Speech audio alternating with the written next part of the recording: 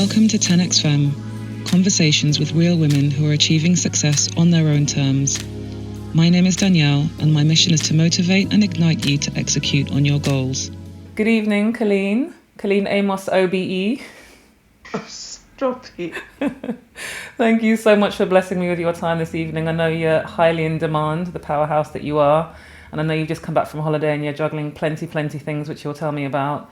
So I appreciate you this evening. Thank you. Oh, listen, thank you very much for inviting me to take part in your podcast. You're most welcome. So we're going to start with something really basic. How was your day? It feels like first day back because I was on holiday in Trinidad, and so it's first day back, getting yourself moving again, and then one of my colleagues is off on holiday, so doing that handover thing to make sure nothing slips through the net.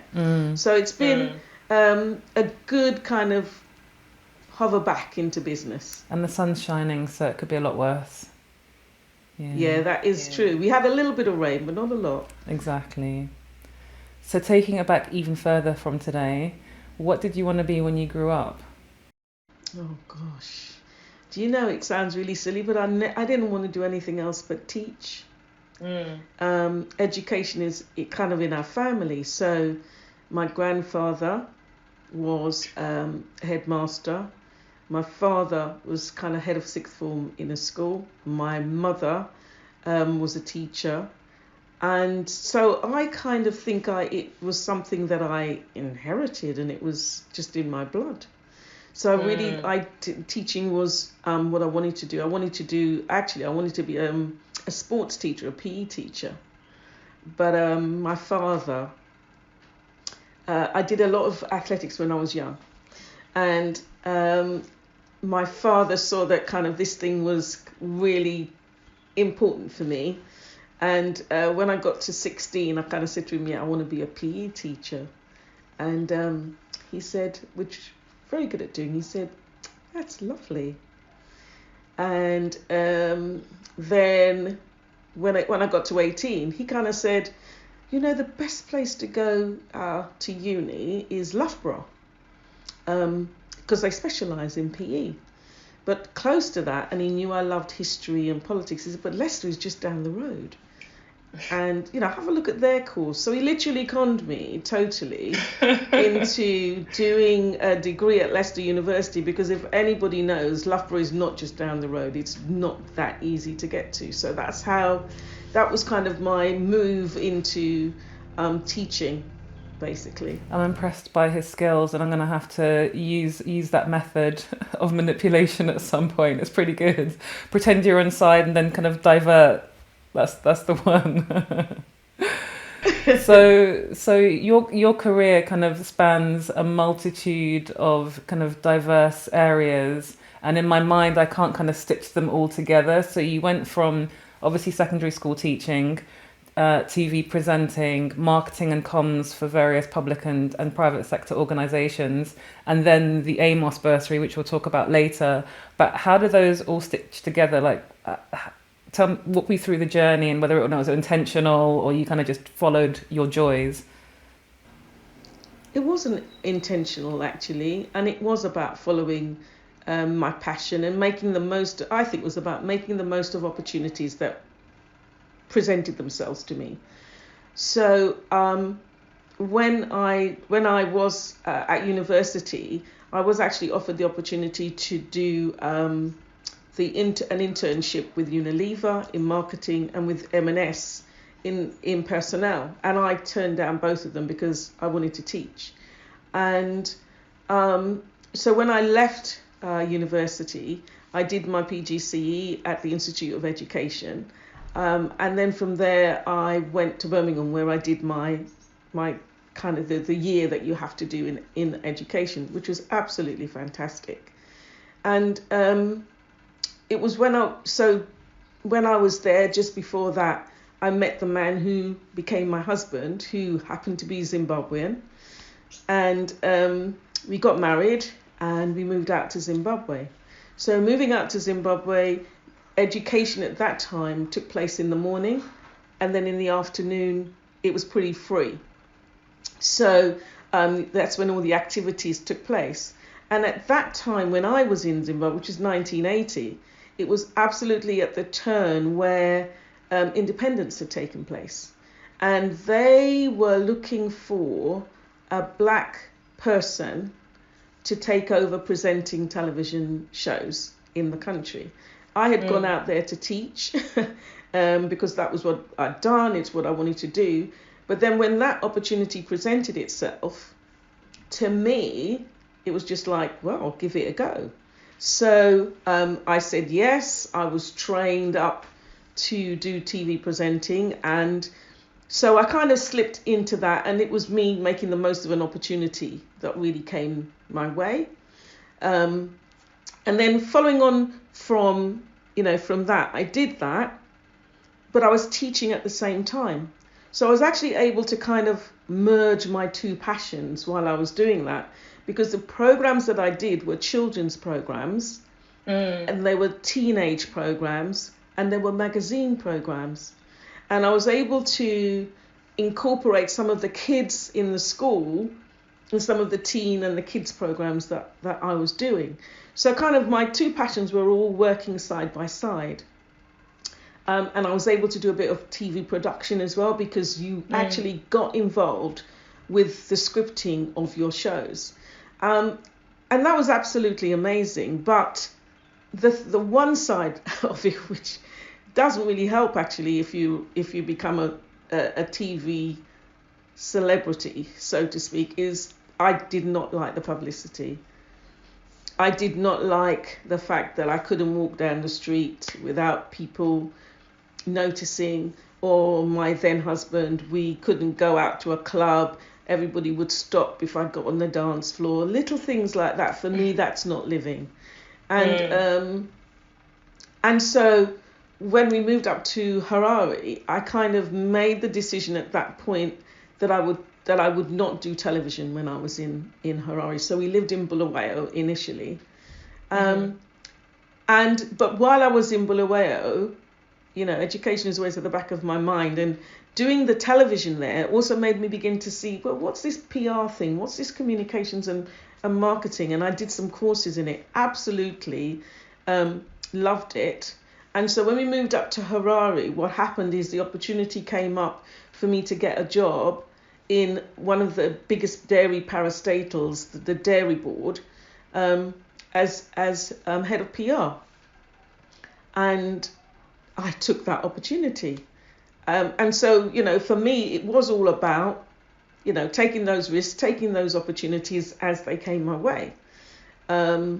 So I moved into then, and it was purely PR. It's all about promoting the brands, and also building and educating the community about the importance of health and well-being using dairy products. And it was just absolutely an amazing experience for me, because at that point, it was 1984, independence had only been there for 4 years, and the young leaders that I saw in Zimbabwe at the time were these amazing young men and women who had been out of the country. They'd actually been sent out of the country to train and to learn and to prepare to come back and run the country. And at that time, my chief executive was he was 32 years old, and it was just like, wow, he's 32. I was 23, 24. And all of the senior managers in the organizations were young. And so I felt as if I was a part of something that was really dynamic and that was changing the country. But then, not all things work out. I gave birth to 2 absolutely amazing and beautiful children who are the love of my life. But my marriage didn't work. So I decided that I would come back to England. So I came back to England, and it's at that point then I had to make a choice. Do you go back into teaching, or do you go into communications and marketing, or do you do advertising? Because advertising was another thing that in the last 2 years that I was there, I was responsible for. So it was just like I had these 3 opportunities. And my parents then said, listen, yes, you can go into teaching, but where the income lies, where the money lies, is in communications and marketing, and you need to do that. So that's how I kind of made the decision to make the transfer, using my skills that I'd learned in Zimbabwe and worked in the UK, and moved into marketing and communications. And I stayed there, so marketing and communications, for two very different organisations, both of them private sector organisations. And I did that for something like 14, 15 years. Oh, wow. And it was at that point when I went into my second organisation that I realised that, yes, I love communications, but I didn't love insurance. And it was in an insurance company, and I'm just, finance is not me, figures, it's just not me. And so I decided, so then, I kind of said, okay, this isn't right, I've got to find my passion. And then the most amazing job came up at the Learning Trust in Hackney.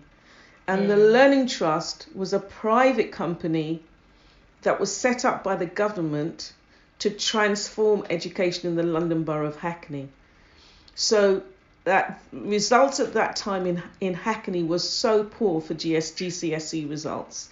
And so it was taken away from the local authority, and the chief executive and the chairman, two of the brightest people that I know, absolutely amazing leaders, and what they did is that they employed people who had private sector experience to come in to work alongside employees who had been part of the education department in Hackney.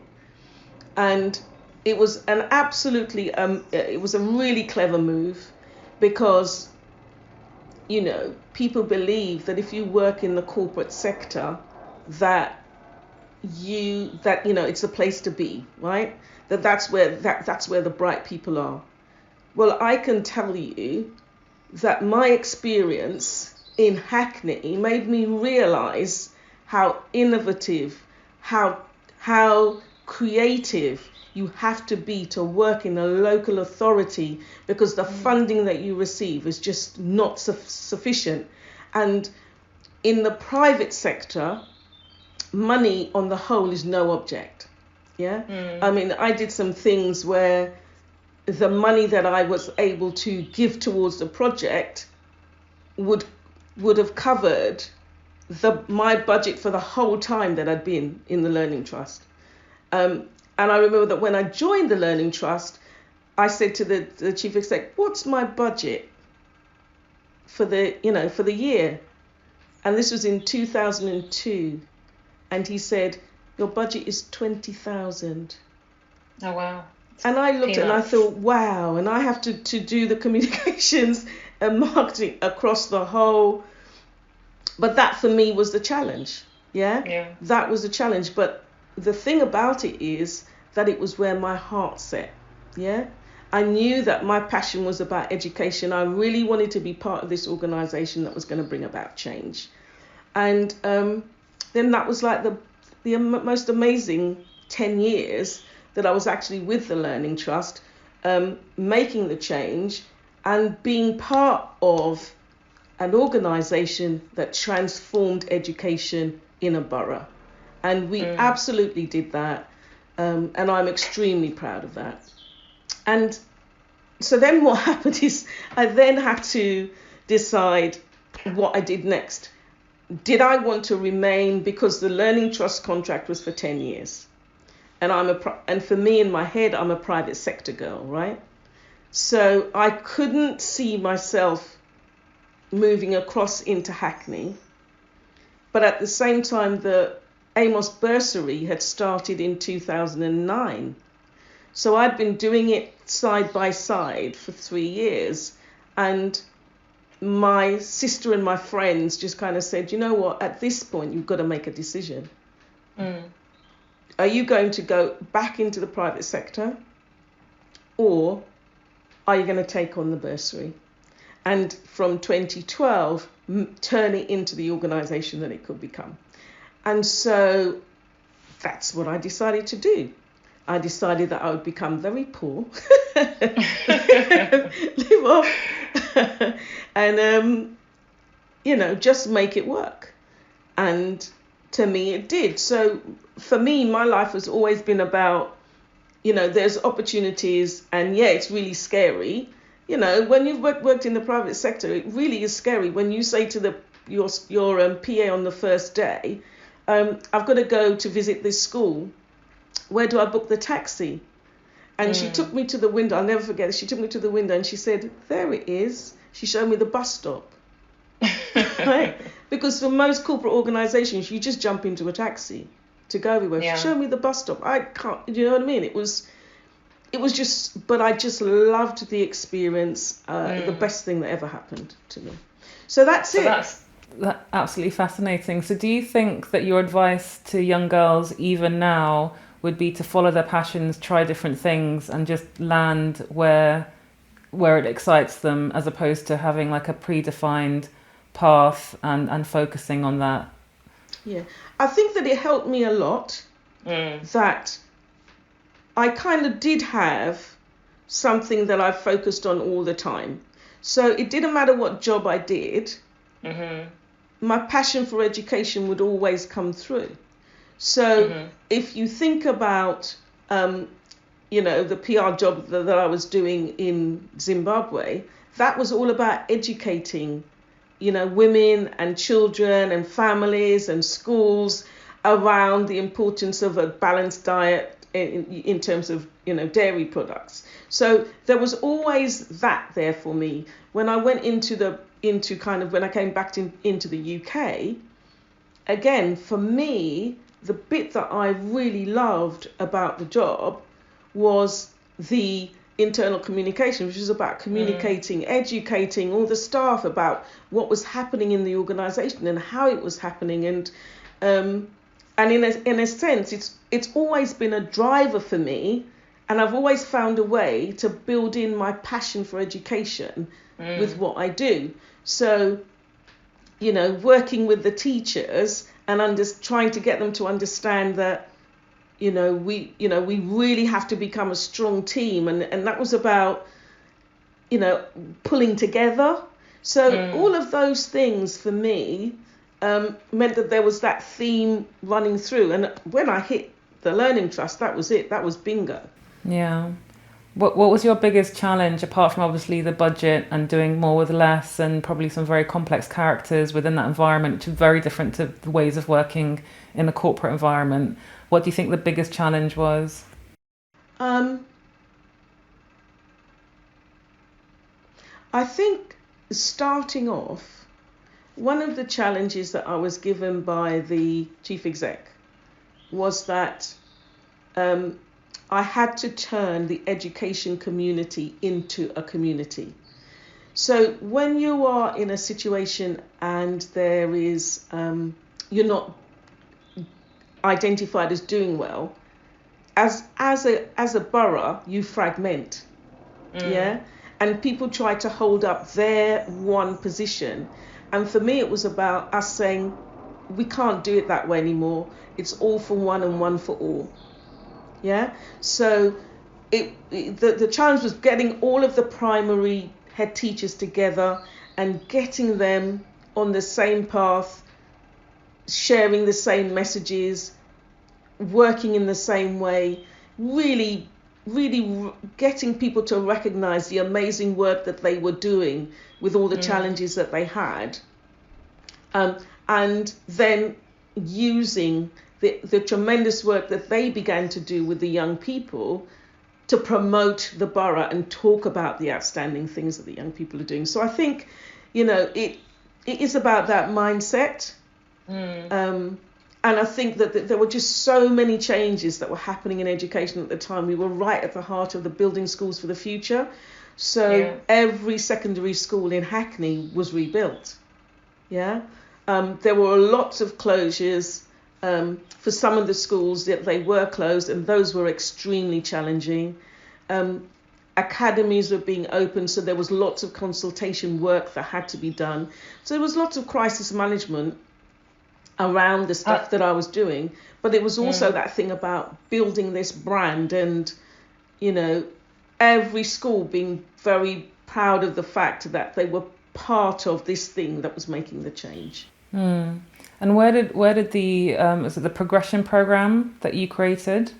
Where did that come into play? Yes. So after I left the Learning Trust, I had to make some money to earn a living. So I set up a consultancy, and a friend of mine had a consultancy, and we were both very interested in working with young at the time it was predominantly with young men because of obviously the experience and the stuff that we'd done with the Learning Trust. And she and I set up what we called, it was a progression program, but it was using a psychometric tool as the heart of the development work we wanted to do with the young people, to help them to build their confidence, to allow them to be able to say who they are with confidence, to allow them to become a bit more resilient. So it was a lot of work around that.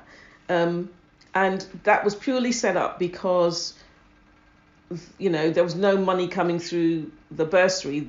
I had to basically do that to support. So that's where that came in. And Joy and I, who actually were running that, and we were supported by a tier as well. And actually the work that we did was recognised by the Association of Business Psychologists, and we won a number of awards for the work that we'd done in schools. So kind of run me through the program at a high level. So first question, was this for African and Caribbean young boys, or was it for everybody within the particular... It could work for everybody, and we made it clear that it could work for everybody, but the schools felt that the challenges that they had, the young people that they really wanted to support, were predominantly, but also Turkish students as well. We had Turkish and Asian students, so it was more BAME. I would say BAME students that we worked with. Okay. And the psychometric... That's modeling. the one. It sounded wrong when I said it. Okay. So what did that entail? Was it daily exercises? Was it a bit of therapy? So it was really the students would fill in a 141-word questionnaire. It's very much like Myers-Briggs or any of those psychometric models. But the thing about this one is that it is just so child-friendly. You know, all of those models are made up for adults. They're made up for managers. And when I was introduced to it, it was just kind of, well, why are we waiting to do this? We need to do this with the young people. So we spoke to the owner of Lumina, Stewart Desson, and he has just been absolutely fantastic. And in fact, we use it a lot in the Amos Bursary with the students. But we use that to get the students, first of all, to be self-aware, so understanding who they are, aware of others, and then having the ability to value diversity. So the ability to value difference, because those are the three core skills that if you actually get that right, you then can not only be able to talk about yourself and understand you and how you react, but you will also understand how other people react. And instead of seeing them as being vastly different and somebody that you wouldn't have, you know, even think about as a friend, it actually begins to make you think, well, do you know what? Yeah, she may be very quiet, but when she speaks sense. So maybe I should encourage her a bit more to speak. So it gives them that thing of being more self-aware, and the confidence that it builds in young people is absolutely amazing. That's amazing. I think when it comes to building relationships and networking, and I'm not a fan of that word, it really is about finding that commonality, regardless of culture or profession or anything else. So yeah, that's a great skill. So what was I know what your motive was, but tell everybody else, what was your motive, and how did you start? How did you gather the community around you to start kind of building those verticals? Yeah. So we set it up. The idea arose when my father was dying, and my family is really hard to explain, but if I step back a bit and say my parents were the first Windrush generation, yeah. Mm-hmm. So when they came here from Guyana, they were kind of the family that young people would come to if they needed help, if they wanted advice. Both my parents had been educators in Guyana, and education is really held in high esteem. So my parents became kind of the point of contact for a lot of young people at that time. So as we were growing up, there were always people around at our home. And then when we began to go to university and grow up, all of our friends, they'd pitch up not to visit us, but to visit our parents. So that's basically the kind of community that grew up. So when the night before my father passed away, there were a group of our friends who were at the home with us. And we were just talking, and they just kind of said, you know what, you need to do something. You need to leave something as a legacy for your father. He was an amazing man, and, we could talk with him, and he gave us so much advice. So at that point, it was just there in the ether. And then he passed away. And then on the day of his funeral, my mother decided that she was not going to be left behind. So she passed away on the morning of his funeral. And that was just, I can't explain the shock. But what kept us going is that we really knew that the two of them were kind of inseparable. They'd always been that way. So we'd already said to people, my father's funeral, and what we'd like to do is set up something in his name. So instead of flowers, would you please, make a donation? So we raised between £3,000 and £4,000 from his funeral. And then then because Mummy passed away as well, it was just like something we were going to do for both of them. So 2008, we kind of thought about it, and we gave ourselves a year in which to set it up, which we did in 2009. And the mission and purpose has not changed. And I think that that's the thing that's been important for me, because we always set it up initially to help 7 young men who were bright and who we saw were academically able, but who would really benefit by having the support to gain the soft skills, to get the opportunities and the experiences that they would need to ensure that they could take their place in the corporate world. And we knew that was something that both my parents were very passionate about. They were passionate about young people achieving their best, and university for them was very important. So that's what we created, and it hasn't changed. I love the fact that it was focused on soft skills initially. Now I know that it affords them multiple opportunities academically, educationally. But the soft skills, I think in 2022, people are much more aware of how important it is to have EQ and everything else. But 10 years ago, in the corporate space especially, there were much fewer people who understood what was needed as a leader, as a colleague, etc., to be able to kind of get through, climb the ladder, get through normal work challenges if you're not able to use your soft skills. So when did you stop focusing just on the soft skills and then move on to adding extras onto the bursary curriculum? I think we'd always kind of built in opportunities as well. Yeah. So those were the two things. It was about the soft skills, and it was about the opportunities that they would need. And then the other thing was the career preparation. So Yeah. those three things were there from day one. So, Okay. so for instance, our first cohort of students, which are our first 7, those were the ones who went to America, who went to China, who went to the Gambia. Yeah, so representatives from them. That all of those things, they are the pioneers for us. Those were the early, and they were the ones that we kind of learned, how to develop the program. But to be honest, the program was modeled on how we were brought up, right? Right. So, for instance, the soft skills in our home, okay? You would do public speaking. So my mum would give us a topic and we would have to stand up and speak. We would read from the Bible. We would do, if you go to that church, they'll say, who are the best Bible readers? Would be the Amoses, because our parents taught us how to read from the Bible, how to express ourselves. So that thing about presentation was really built in to everything that we do and that we did. They taught us that.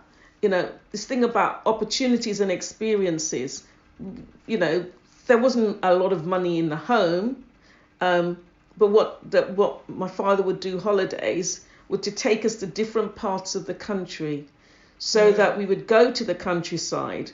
We would see what that was like. We would visit historical buildings, castles, museums, moats.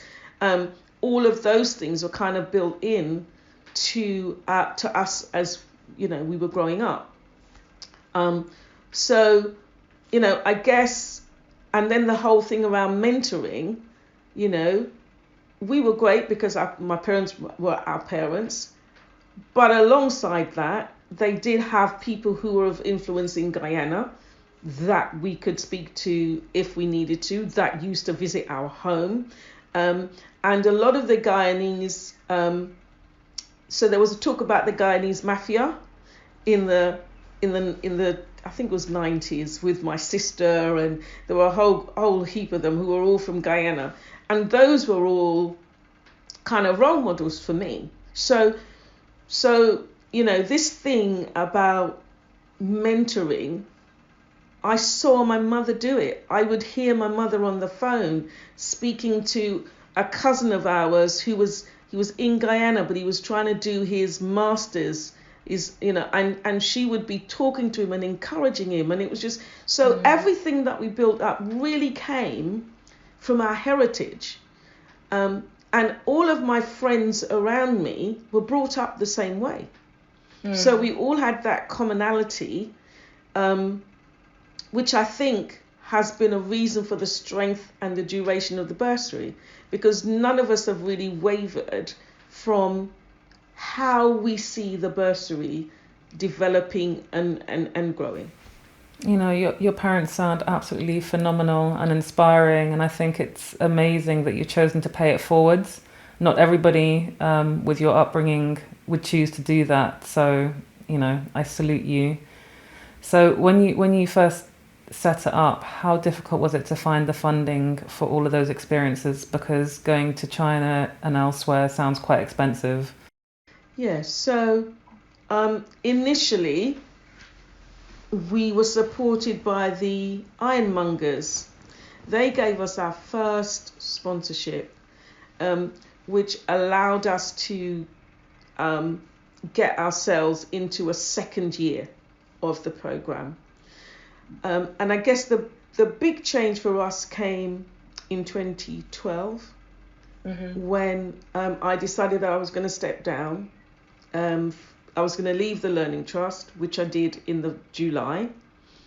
And in the September, and I have to name him because for me, he was so fundamental in the bursary being where we are today. I met from Linklaters, Felix Hepplethwaite.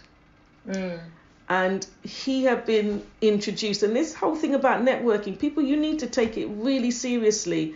And also you need to take seriously this thing about supporting others and giving back. So if I go back, so when I was at the Learning Trust, a friend of mine was deputy head of one of the girls' schools in Hackney.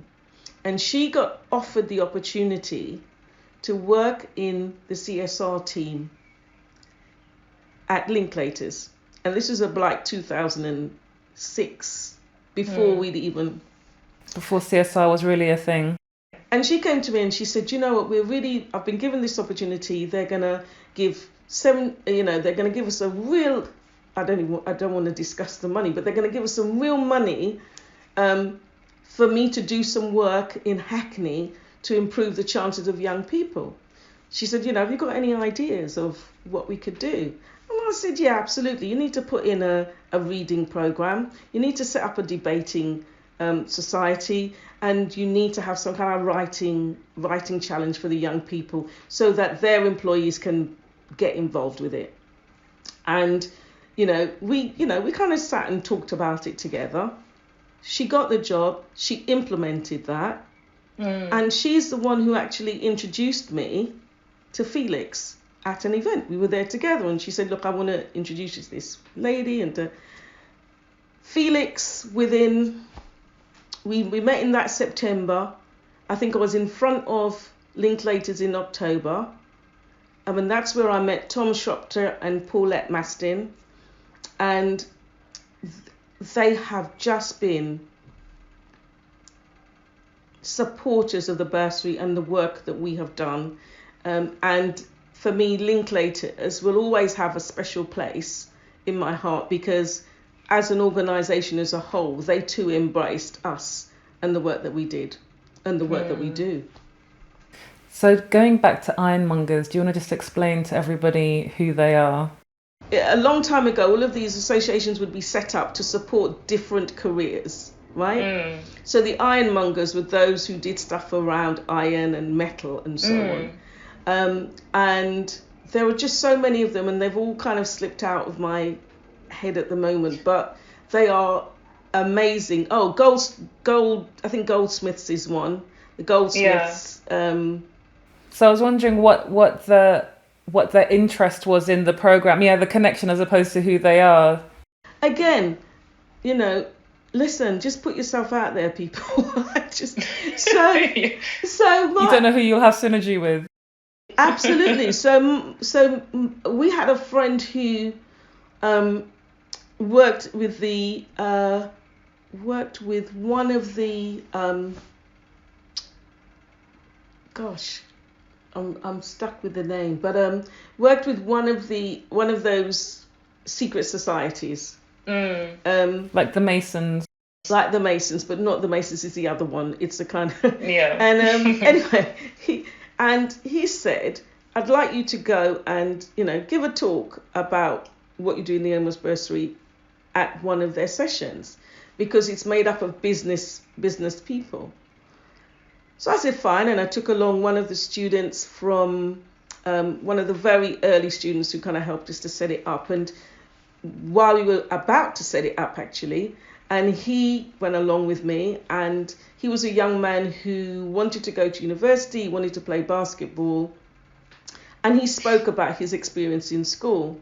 And it's as a result of that, after that, then they came and approached us, ironmongers, and said, we love what you do. We'd like to support you. And that's how that relationship started. That's amazing. And are they still involved now, or have they? Yeah, we've got people who are mentors. I think for them it was the thing about helping us to set it up and to put us on the road, in a sense. That's amazing. And at what point in this amazing work that you were doing did you get awarded your OBE? It actually was really lovely, because in 2019 we were celebrating our 10 years. And I got it in the Queen's birthday honours list. So in the May of 2019, that's when I heard and found out that I'd got it. How did you feel? Do you know, honestly, So when the envelope arrived on the door, I was on my way out, and I saw it, and it had on it, it looked very royal and regal. So I thought, no, this is for my sister. I'm not going to bother. And I just kind of threw it on the stairs. And then when I got home and I kind of opened it and I read it, and it was just like, but it can't be about my sister because she's a baroness and she's got all of these things. This is not. I had to read it about 3 times before I realised that it was me. Wow. And then you're not allowed to tell anyone about it. And you have to keep it quiet until it's announced in the papers.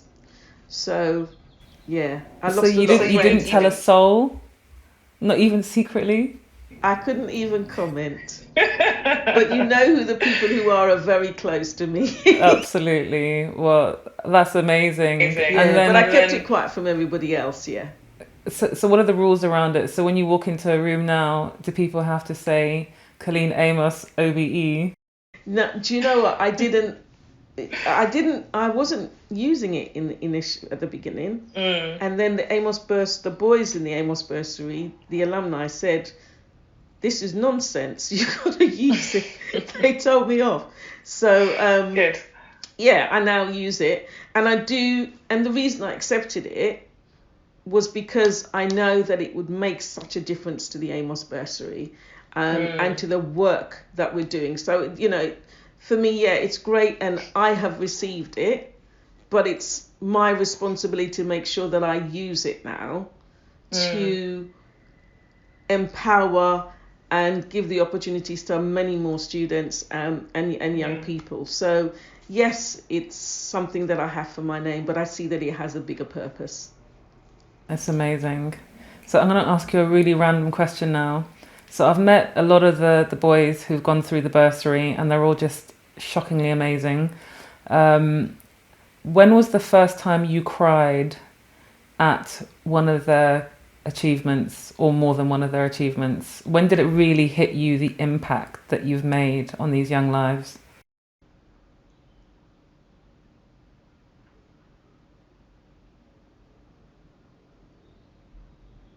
Oh, gosh. Do you know, it happens all the time now. It happens all the time, to be honest. So, but I would say that the first time was our first student who graduated. And there were 2 of them actually. It was Sard Noor and Richard Butler. And Sard got his first job as a journalist, as an editor for sports journalist in Saudi Arabia.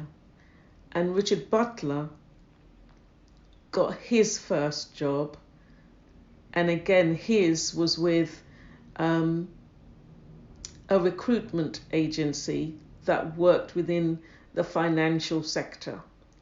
And I think that was the first time that it really hit me, because the product, we could see the product of what we'd done. And it was at the awards ceremony, our very first dinner, where that took place. And I was in a room with all of these amazing young men.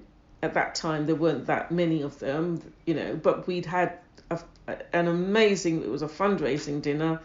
And, you just look around and that's when you see what you've achieved. And the most recent time for me was actually about 3 weeks ago, when we had an event and we invite the alumni to come back when they can. And there was a young man there, and I looked at him and I thought that he was another one of the students, because there were 2 students who really looked alike. And I said to him, "Oh, Kwarteng," and he said, "No, it's David." And when I looked, this was a young man who had been in the bursary.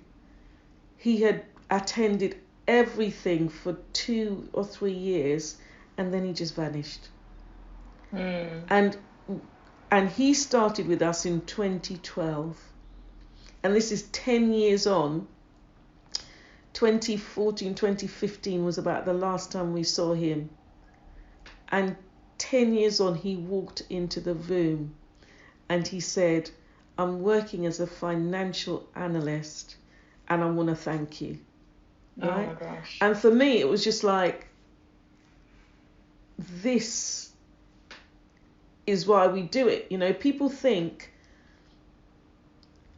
if you make the right connection with young people at the right time, you can change their lives. He went through an extremely difficult time, you know, but he didn't give up. Yeah. And he came back. So for me, he didn't do the conventional route, the conventional journey, but he sees the importance and the power of what we do. And he came back, and it was just amazing to have him in that room. That's amazing. And the personal transformation that you repeatedly see, what do you think the key or core elements of either the experience or the curriculum that these boys go through for them to actually get to the other end and, you know, find that self-esteem and their value system and beliefs to actually go for what they want? Yeah. So the first thing is that when they join us, they are academically able. Yeah. So they've done their hard work and they know how to do that and they know how to study. I think, what do we give them?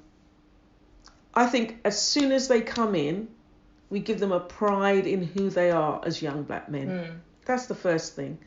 And this is not about them being role models for others. This is about them building their own personal brand and understanding who they are. And that's where Lumina would come into it to help them in part of that process. So I think it's that thing where we say to all of them, you know, we've got a rhyme that they all say. Same as any, better than many, inferior to none. Yeah. Right? So we just say to them, do you know, anytime you're coming into a challenge or anytime you're coming into something that you think may be difficult, you take that deep breath and you say that to yourself. Right? So, and there are lots of, and I think that it's that they're in a community where they know that everybody in that community believes in them. I think that's the first thing. The second thing is that we do empower them. I do not want anybody to have the impression that we spoon feed these young people, because we don't. We say to them is, we will give you the skill, we will give you the knowledge, we will open the door, but it's for you to walk through. Yeah. Because there is no point, doing everything and giving them everything if they are not building up the resilience, if they're not actually learning how to use the skills that they're being given. So, I mean, there is that.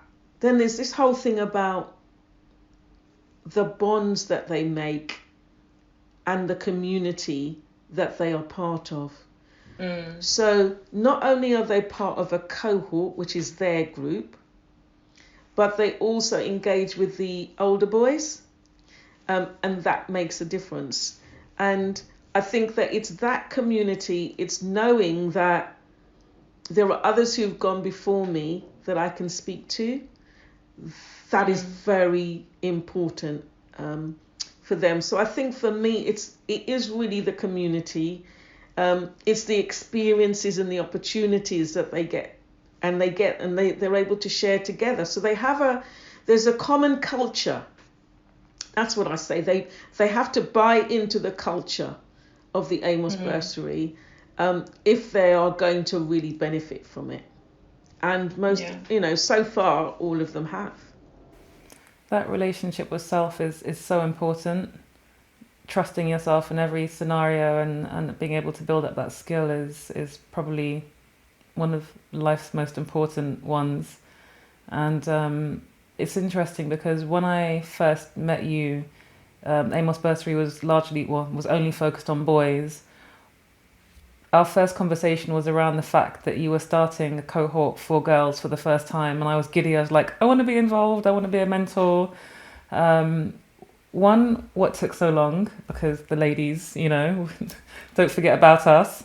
And secondly, what were the differences in terms of the challenges when it came to considering the girls' cohort? Yeah. So, what took so long? The challenges that young black men face are immense. And we felt that we really had to make sure that we had developed an organization that knew how to handle the needs and the challenges that those young people needed.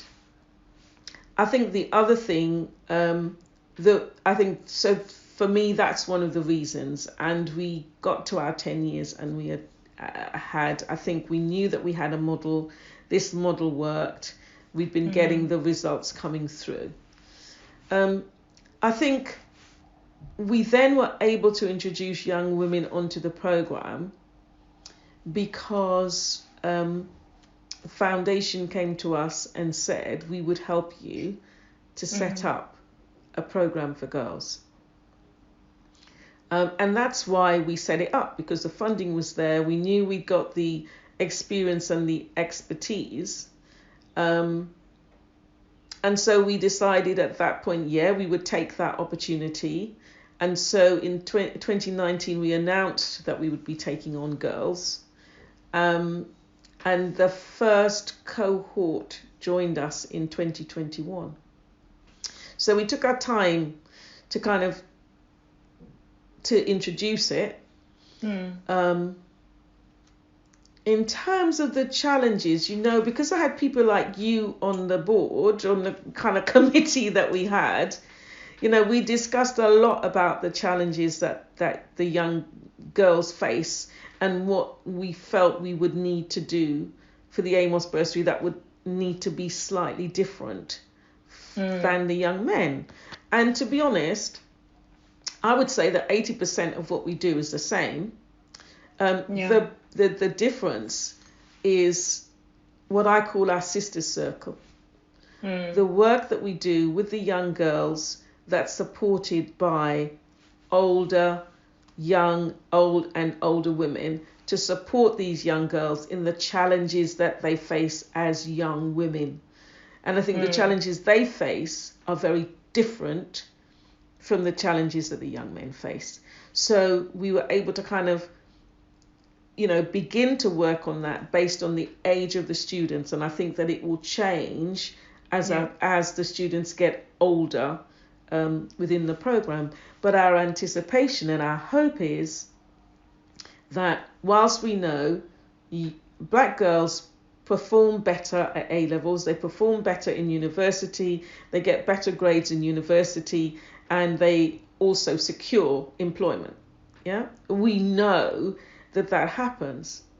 But for me, what I'm hoping is that by the support that the young girls are getting earlier, when that glass ceiling drops a lot earlier in the corporate environment for them, that they will have a better understanding of how they navigate that. And if they don't have the understanding, then they will have lots of Danielles behind them who they can ask for support. And in terms of the confidence levels between the boys and the girls, imposter syndrome, all of that, what's the difference? The girls are very confident, but I say that, but it's how do we define confident? Is that because they're quite extrovert, and they're full of energy, and it's just great to have them, in the team. And then there were some of them who are much more intimate, who are much more introvert. Yeah. And the beauty is watching the two of them support each other. So, Yeah. you know, I don't, for those cohorts, it makes no difference. They don't know any difference. They don't know not having girls. They don't know not knowing boys. So they're just carrying on normally. But I think that we ourselves, as we've been going through, we've been kind of looking and thinking about the areas that we're going to need to perhaps do a bit better with the girls to move them on. The boys have more than enough support. They've got over 100 graduates out there who've gone before them. We have to build it up in a different way for the new girls. So what are the next steps? Are we scaling? Are we looking for more funding? Where are we now with the bursary? We will continue to fund because that does allow us to scale. So, you know, when we talk about scale, if you look at it this way, so before we had girls on the programme, in 2020, our cohort that we took on board was 17 students. Okay?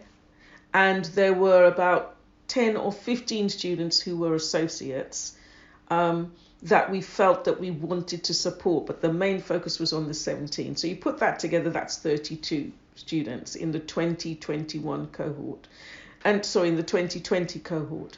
And then if you look up the chain to those students who are at university and so on, the numbers that we had were something like 70.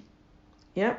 So if you add the 70 and the 30, that at the time, the size of the bursary was 100 students, right? With 100 graduates.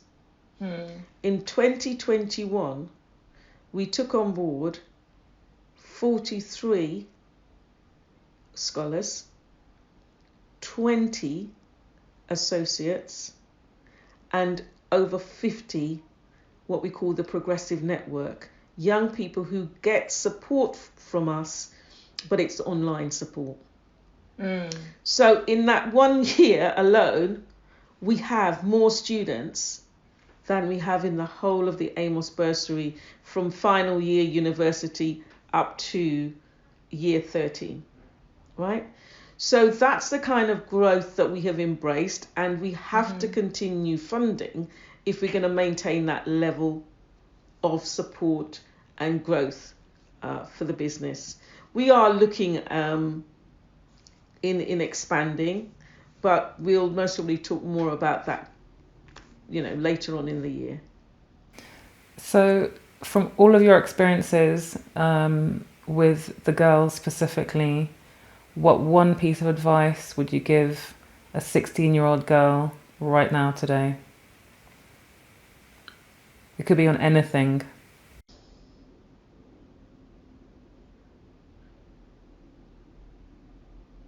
Wow, that's a good one.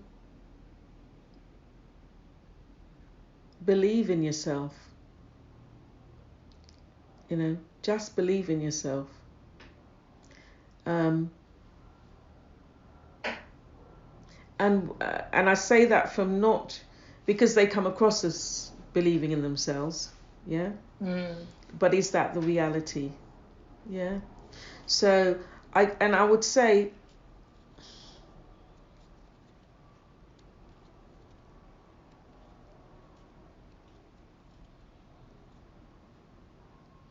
gosh, that is such a lovely question. I really want to give the right answer. That is the right answer. I honestly think it is around believing in yourself, because if you don't have that at your core, then you won't make the right decisions. You won't accept that if you make the wrong decision, that you can forgive yourself for it and that you can keep trying and you can keep moving on. So I think that's very powerful. And I think there is something also about identity, much more so than perhaps with the young men. Yeah. So just have that pride in who you are. Yeah. Because that at the core, there are so many of them who have that's at the core of that confidence. Yeah. So there is something around those two things that I think really important to young girls. I think the identity is so important because, and I think we discussed this in one of the committee meetings, with young African or Caribbean girls, the environment that they're brought up in, there are societal expectations, cultural expectations on them that tell them who their identity is. So being able to take a step back from that and having that internal kind of discussion and dialogue with yourself to say, I know this is what my dad expects of me or wants me to be, this is what my brother or sister or mother, but this is who I am and this is my value set and my beliefs. It's really difficult then to make, the right life choices going forward that are right for you. Yeah, absolutely. And one of the things that we do right at the beginning, as I said, that's what Lumina does. It just allows, for the first time in their lives, they've not been defined by their mum, their dad, their sister, their brother, their teacher, all of these people who have different ways of defining them. They have decided who they are, and they have this as a tool that they can take with them for the rest of their lives, and to me that's really important. Yeah, that's very valuable. So let's talk a bit more about you. So for some reason, and I think I might be wrong, I thought that you were really introverted. And I thought that, watching you get up in front of all of these students and do your speeches and encourage everybody and bring everyone together, that it was a real challenge. So was I right or was I wrong? Okay, so there were two things here, right? So I am an introvert in that I do like my own company, yeah, and I find it very hard to network. I will take a very good friend of mine with me if I think that there was something coming up that's really important and there's lots of networking that needs to happen. It's not that I can't do it, but I don't enjoy doing it. I much prefer a kind of a more intimate thing, 5 or 6 friends. That works for me. But saying that, and this is where I go back to my parents, right? So I've been trained, from the time I could stand up, I've been trained how to public speak, how to read in public. So doing it isn't a problem. I think it's more about, it's not my natural bent.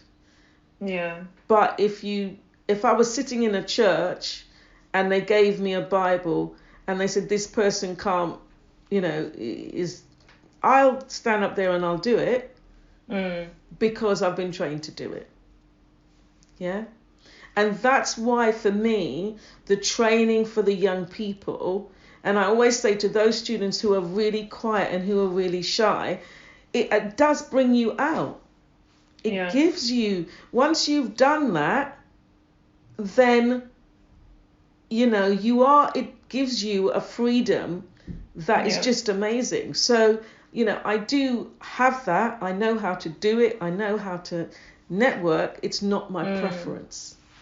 And I always say to the kids, your preference might be an extrovert, but right now, my preference is for you to become an introvert because and I say to them, you can be anything. Yeah. You can be anything that you want to be. You have your preference in terms of who you are, but don't ever limit yourself. I will never not do something because I don't like to network. Yeah. I will always do it. Yeah. It's just not my preference. Yeah. There are so many lessons in that. I think being able to be dynamic and diverse, also that skills have utility. Anything can be learned. You just need to repeat it. And I think most people say, I can't do that because they don't enjoy doing it. But sometimes you've got to learn how to do the things you don't enjoy doing. I hate public speaking as well. I'm also not a fan of large events. And like you, I'm an introvert and I like the more intimate surroundings. But even now, at the ripe old age that I am, which I won't tell anybody, I'm forcing myself to kind of be out there more. There are still so many skills that I personally haven't learned that I feel like I need to learn to get to where I want to go in terms of implementing my mission and my vision. So, a few years ago, I would shy away from certain things, even interviewing, even doing this. And it's a skill. It's a skill that I'm still learning. Yeah. Thank you. Mike has decided to join. Oh dear, so she's here. So, more questions about you. Okay, so what is the hardest element to what you do now, and what have you learned from those challenges?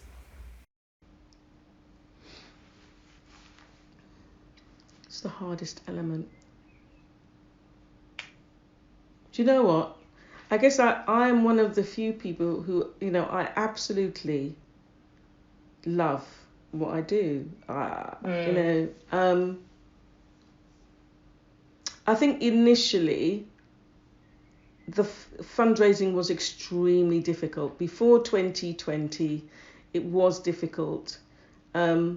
Organisations now are much more aware of the challenges. They're much more open to understanding what's required. They're much more open to engaging with our young people, and that's kind of made a big difference for me. So that had always been a big challenge for us as an organisation. But that has changed. I love what I do.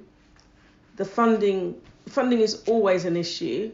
And particularly for us as an organisation, because we can't make sure we just have funding for 1 year. It's a 5-year programme.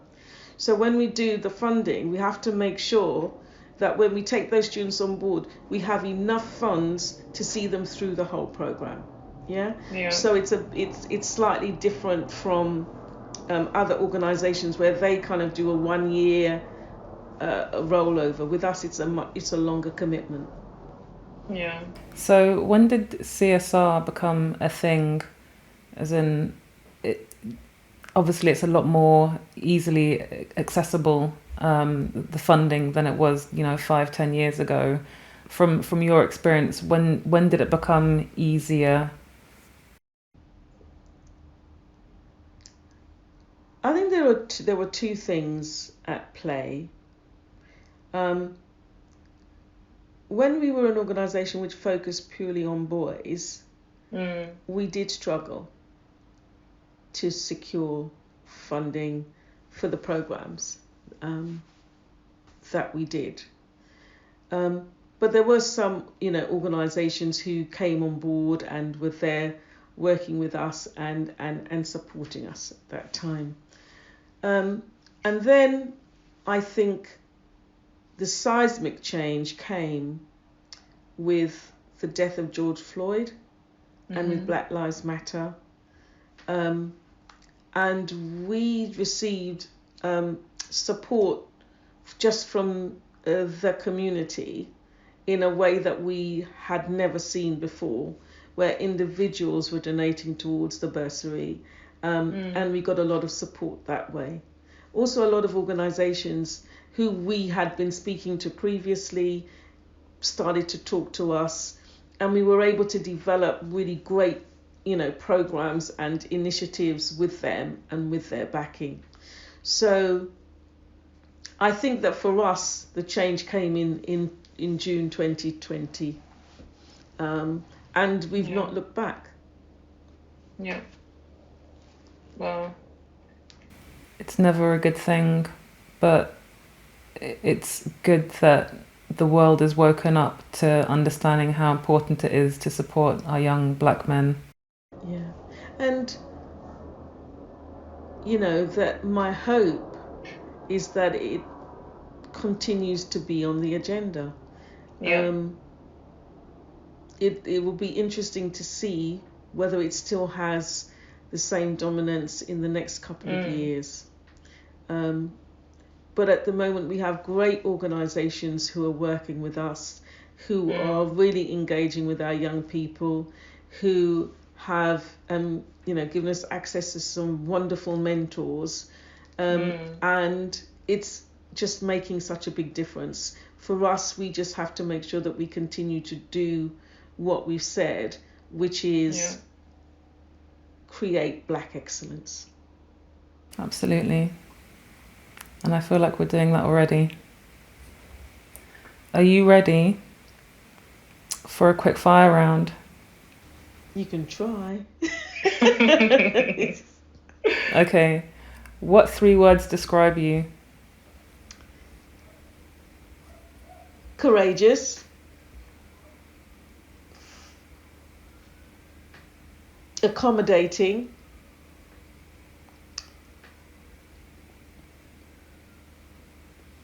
supportive. What achievement or thing are you most proud of? My children. Absolutely, my children. How old are they now? So my daughter's an actress, so I'd have to kill you if I told you her age. And my son, he's 35 and he's head of a sixth form in a school in Hackney. Oh wow, you definitely don't look old enough to have a 35-year-old. Is it more important to be liked or respected?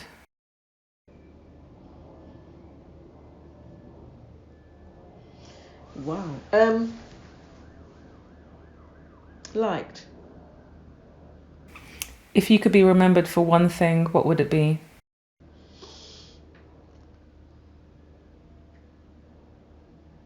Love of my family. Do you invest? If so, in what? My family.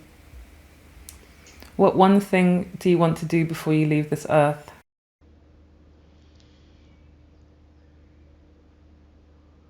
I've done it. Which is? Set up the Amos Bursary. I have 2 amazing children. I have a fantastic sister and brother. What more could I ask for? Beautiful. What's the single most important piece of advice you would give to another woman? And I know you've answered this already, but this is a soundbite, so you can answer it again.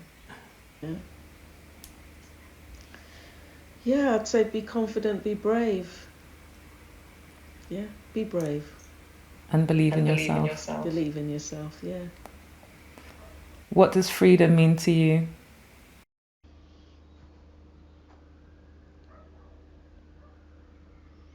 Freedom. Life. Expand. I think it's about living your life, making the most of every opportunity, and knowing that you've got the freedom to do that. Don't allow anything to hold you back. Amen. Who or what inspires you? Who? Or what inspires you? I have to say my sister is a really big inspiration for me. She always has been. I think history books will prove that she has been one of the most significant Black British women in the 21st century, and I'm extremely proud of that. And she inspires me every day. She tells me off every day. She inspires me every day. She keeps me on track every day. And my inspiration has always been my parents. Yeah, everything I do every morning, one or the other of them is always in my head, in my heart. Yeah. And yeah, that's my inspiration. If I was a genie and could grant you one wish, what would it be?